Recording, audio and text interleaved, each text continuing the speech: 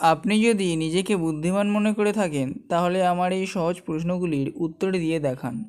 ছোটবেলায় লম্বা, বড় হলে বেঁটে, বলো তো আমি কে?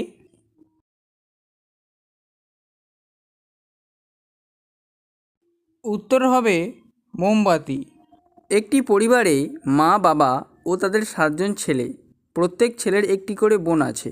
পরিবারের মোট সদস্য সংখ্যা কত?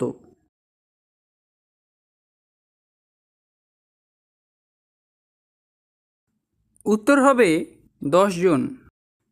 কি ভিজে যায় কোনো কিছু শুকানোর সময়?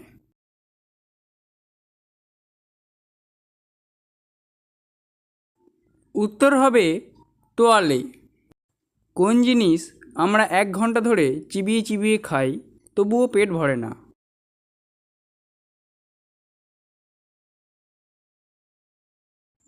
উত্তর হবে চুইংগাম। কোন জিনিস গাছে সবুজ, দোকানে কালো, বাড়িতে আনলে লাল?